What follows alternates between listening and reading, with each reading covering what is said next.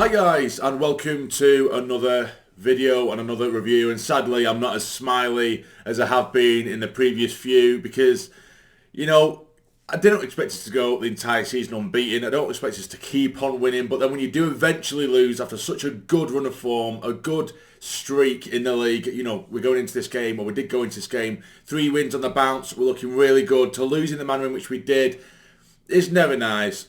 Absolutely gut-wrenching the way we've lost this game, but you need to kind of put your hands up, say fair play to Cardiff, because their game plan was clearly smash and grab, and that is exactly what they did. So you need to put your hands up and say they've executed their plan perfectly. But getting into the game, we started with the 11 that were out last time, and I did think to myself, maybe we should have changed it around a bit, because even Mowbray said himself in the press conference, the pre-match presser, he said that, you know, looking a bit leggy, heads not necessarily down, but he said, of course, they're not buzzing because they're shattered, basically. And then he went with an unchanged 11, which I thought maybe he should have changed one or two at least. But either way, we go into the game, and that entirety of the first half, and it's going to be a difficult game to review this because it wasn't like there was a colossal amount of chances, but what there was a colossal amount of possession in our favour throughout. The first half, it was a little bit more, with Cardiff, I could see that they did have a threat despite us having the majority of the ball.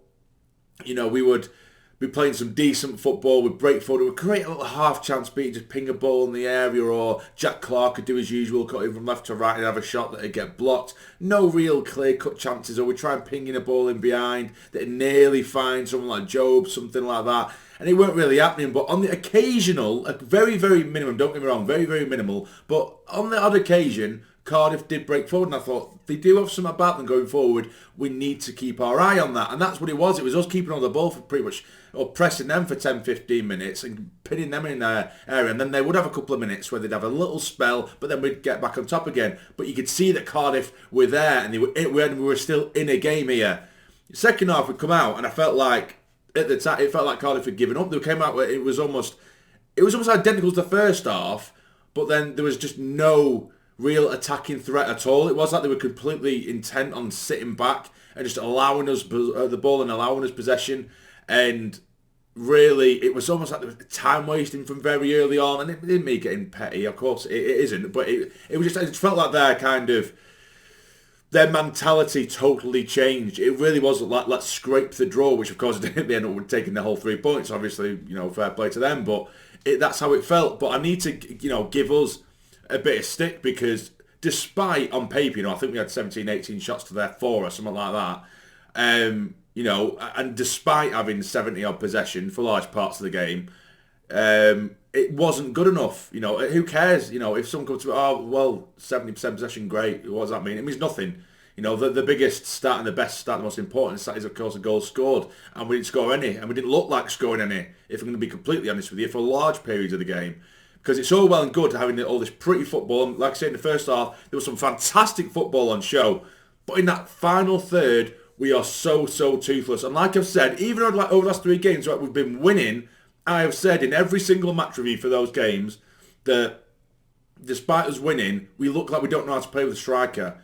Burstow, and now this is the 3rd game in the row, said this. I'm not writing him off, so please don't jump at me in the comments saying, oh, you need to give him time, you're being impatient. I'm not saying he's shit. I'm not saying he's completely done. I'm just saying in all 3 games he has played, he hasn't looked remotely dangerous. Neither did a lot of players today, but even in other games, he didn't look remotely dangerous. First off, he pressed a little bit, and I felt like even the commentators today were almost overcompensating for everything he does because he was offering so little else, which might not even be his fault entirely, because we're not used to playing with a striker. And what we are seeing is, we'll get to the final third, and even if he is coming deep for it and asking for it, we're not giving it him. If he goes in behind, we're not giving it him. It's generally, we so heavily rely on wing play from the likes of, usually, or last season it would have been Robertson on one side and Clark on the other. Over the last few games, it's been Barr on one side and Clark on the other. And we rely so heavily in just hoping that Jack Clark will walk us to the edge of the 6-yard box. We can either score himself or pass it across for a goal. Or we're relying on him to go with the moment of magic. And when he has a slightly off day, when he is getting the ball nicked off him, or maybe his skills just aren't quite coming off, or his shots are getting blocked and they're not hitting the back of the net, we have nothing else. Very, very little else. It's all well and good having all this possession and this fantastic football. And there's times when, you know, we're doing pretty triangles in one corner or the other, left or right. Either way, doing lovely little triangles.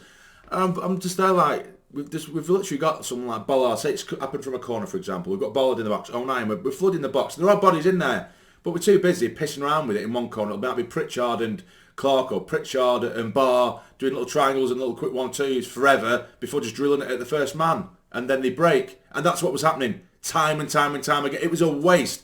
Every cross at the first man, but again, I suppose that's just luck. You know, we just didn't get the look of the draw, the rub of the green in that case. But our deliveries were absolutely, they were shite. That, you know, they were absolutely awful. They were horrendous.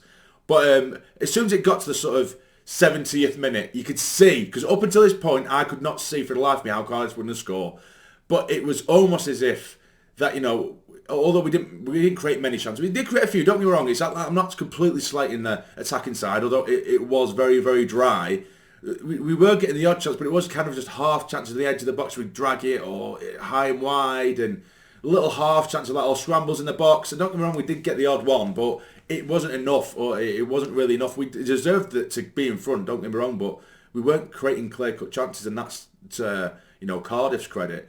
But yeah, as soon as it hit the 70th minute or so, something like that, we just started to get really sloppy, and it was almost like we were frigging trying to allow Cardiff back into the game, because there were times where, you know, before we're pinging the ball perfect, you know, like inch perfect accuracy with passes, pinging it around, really slow. Our tempo was slow as hell, mind you, but we just started to get really sloppy. Like, say, for example, Troy Hume would be on one side, he'd have 2 or 3 players free, and he'd hit it straight at the first man. Dan Neal, who was incredible in the first half, man of the match by far, by a distance in the first half. He dominated that game in the first half. But then it's from, like, say, 70th minute onwards, constantly losing the ball, misplaced passes where he's got a 5-yard pass to give it to someone, he's knocked it out for a throw-in. Everything was going wrong, but then what kept happening was more frustrating. When Cardiff won it back, they looked equally appalling and give it a straight back, and we're like, oh no, we're literally letting you have it, mate, and then we give it straight back to them. And we had like this 5-10 minute period where it was almost like it deflated us because this brilliant, perfect passing, it gone out the window. And it kind of knocked us a little bit, and it allowed them to come forward 5-10 yards. It gave them a little bit of confidence, attacking wise. I don't think they had at all coming into that second half at all. So now they've got this new sort of, oh shit, they are going to make mistakes here. We're going to go for it, and they did, and they capitalised on our mistake. You know, Troy Hume had the ball down by the corner flag. You know, these happen, and I'm not going to dig at Troy Hume because he's been one of our best players for the last 2 years anyway, of course. I'm not going to, in this whole game, I'm not going to think of it too much. I know some people are going absolutely off the fucking wagon here with everything, but Troy Hume, he had it by the corner flag, and he either knock it out for a throw-in or smash it down the line, but he's tried to be a bit clever, and he thinks Anthony Patterson is a lot closer than he is, and he's nowhere near it. He taps it out for a corner, absolutely needlessly, and he does, gives away a corner, and from the following corner, our defending is absolutely piss poor, and they nod it in. Of course they do. Pretty much their first proper chance, and they put it in the back of the net. The proper smash and grab. And we do start committing. We've got the likes of Hamir on. Rusin does eventually come on with about 2 minutes left. Roberts has come on, and by the way, I know, in general, I know that he has more quality than Barr. We know that. Well, I believe he does. But when he is coming on, he really needs to earn his place back, because every time he's coming on, he's not impressing me whatsoever. I think he got the ball 4 or 5 times on that right-hand side. I think once he beat his man and got it to the byline and, you know, caused a bit of bother, and he had a really, really good chance himself, which he arguably should have put away. But the other times, it was just constantly losing it on that right-hand side, and with either options on. And I do agree, and I appreciate a player when they're trying to take players on, particularly in games like this where none of our players were brave enough to do that. We were playing it in triangles, and we're playing it up the pitch and playing it around the pitch at such a slow tempo, and Cardiff were just letting us play the ball in front of him, which is fair enough, but we were gradually, incredibly slowly mind you, making progress up the pitch. So you need that player sometimes coming up like, right now I'm going to get at them and try to take on a man, because I can't remember the last time anyone did, apart from Jack Clark, which he always does. Everyone else, we're going to play in front of them and we're going to try and play around you. No one else was gambling on trying to run at them and ask questions, and Patrick Roberts did do that, you know, to his credit, but it went wrong literally 95% of the time, and kept putting us under pressure when there's loads of bodies in the box. And they broke right at the end when we give away the ball, one-on-one, give away the ball in the corner, passed it across goal, and he's ballooned it over the bar, and that could have been it, 2-0. But not only moments before that, I think we lost the ball in the middle of the park as we're trying to, you know, really throw the kitchen sink at it, and it was like 3-on-1, and they made a mess of that as well. So literally every chance they made, the 2 or 3 chances they had, they were from our own sort of doing.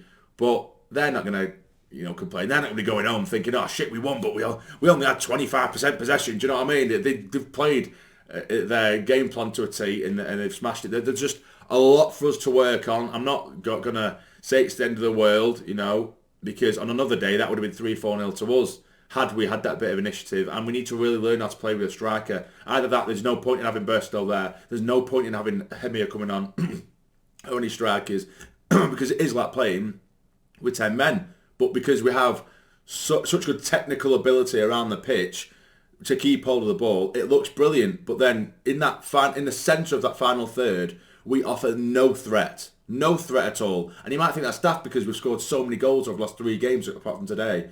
But if you have a look, who's scoring them, where they're coming from, and the areas in which they're coming from, it's all around the midfield. We're not used to trying to slip in strikers in behind, or the strikers getting at them, or getting the strikers rather than back to goal, facing goal. It never happens. And again, you can argue that it's not necessarily their fault, it's the way we play. But there's just a lot to learn from. Moby really needs to try and get that final third ticking. He really, really does, because yes, and he's been crying out for a striker, but we went almost an entirety of a season last season without a striker at all. That it's almost like we're too used to not playing with one, like I keep saying. But there's a lot to work on. There's plenty of positives from that game because we dominated for a large period. Beautiful football. That final third, we just need to improve on the final. But if we are going to cross it, we need to improve on that, because we had 15, 20 crosses today, and every single one hit the first man. Every single one. I think there was one from Abdullah Bar in that first half where it was a gorgeous one in behind the defence and just missed Clark, who was trying to arrive late. But other than that, everyone was hitting the first man.